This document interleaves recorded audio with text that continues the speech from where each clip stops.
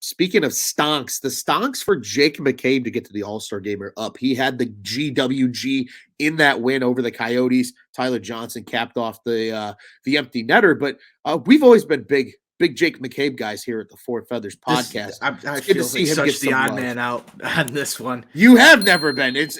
Johnny and I are the ones that are pumping his tires a little. Well, all bit. this started You happening love all McCabe. started happening a day or two, Ron, after I sent that tweet about I'll never remember Jake McCabe, and then all of a sudden, like everybody's talking about Jake McCabe again.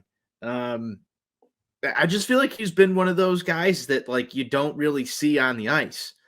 And for a defender, I will say that's to me a good defender is somebody that I don't even notice is out there. Nine Absolutely. times out of 10, especially with this Blackhawks team, you knew Duncan Keith and Brent Seabrook were out there, but like when Nicholas Hjalmarsson played outside of when he makes a shot block or whatever, the way that he played the hockey game, you didn't really notice him out there because he wasn't making mistakes. He wasn't Ian Mitchelling certain plays or Jan Ruding, the entire time he was out there. So I never really paid much attention to Jake McCabe, and I also know he had some injury stuff, but he didn't really jump off the page. And then right after I send that, you guys talk about this. I'm seeing, Mario over at CHGO talking about getting Jake McCabe to the All-Star game. Then he pumps in a game-winning goal. And I kind of feel like that tweet sort of bit me in the ass because it may have come off a little bit like I don't appreciate Jake McCabe, but I guess I've never really noticed him or evaluated his style of play up until he's been front and center in front of my face. Well, and Tone, on top of it, I put out the statistic to you and Johnny because we were deep diving into the numbers here about only one Blackhawk as of our last show had a positive plus-minus rating, and that was Jake McCabe of all players on the team. So, yeah, it really does feel like it's just the hockey karma of this world, Tone, just I think giving you a hard time. That's because I wasn't paying enough attention. Yeah, I wasn't paying enough attention to Jake McCabe. Hey, he's having a good year. That's some more trade stonks, I guess. Yeah, more trade stonks if they decide to move him. Still has a couple of years left on that deal, obviously, too. So that'll be something interesting to watch. But Tone, they followed it up. It was kind of a Hawks weekend, really, after the Friday night win over the Yotes. A near sellout crowd as well. 19,300 and something people on Friday night for that win over the Coyotes. Good numbers for a team who's in the basement of the standings here. And Patrick Kane not in the lineup. So and no Patrick Kane. Like dare we say like the bandwagon persona is dead because Blackhawks fans still show up when this team is terrible? I want to dig into that one. I want to dig into that one with you, Ron, because I'm not quite sure.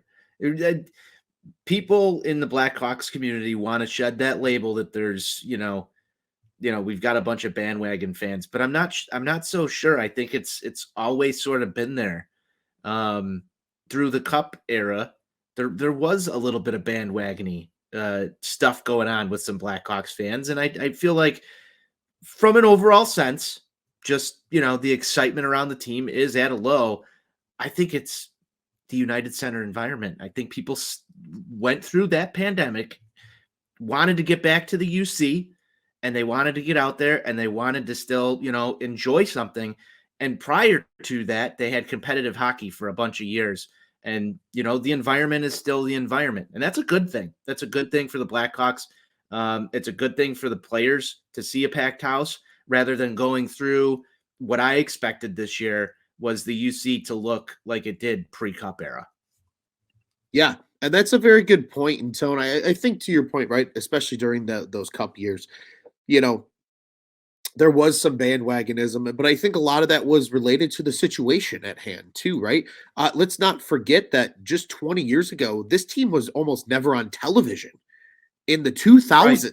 Mm-hmm. This team wasn't on TV. It took, Papa Wirtz passing away and Rocky assuming ownership for this team just to have games on WGN, let alone I guess CSN dream at the time. The word here, I guess, is it's not really bandwagonism. It's casual fan.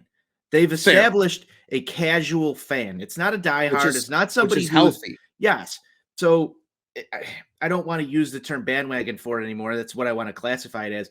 they did a good enough job to continue to draw a better crowd than what their base level was pre-cup era. And I Yes. think that's what you're seeing. And I think you established a lot of lifelong casual fans by being that good. Look what the Bulls did in the 90s there Yep. with Jordan. You carry some of that history, and it becomes a thing that families go do on the holidays. We're all going to go take in a Hawks game. We're going to go do this. So they're seeing the benefits of what a winning culture provided them. You got more people interested in going to Blackhawks hockey. And let's be real here. All those kids who watched Blackhawks hockey are now hitting their 20s after the cup era. If they were 10 to 16 years old, they're able to now go to these games, and that is a part of their life. So you will see the Hawks carry that fan base through, whether it's a diehard or somebody who wants to make it out to 2 or 3 games a year. Absolutely. And I think you put it perfectly. It's again, I think it's refreshing to see, right? Like you said, what they have truly established now as the fan in Chicago. And even through a lot of the adversities and things that happened off the ice and away from the ice product. For it to continue, it is certainly a testament to that, as you mentioned.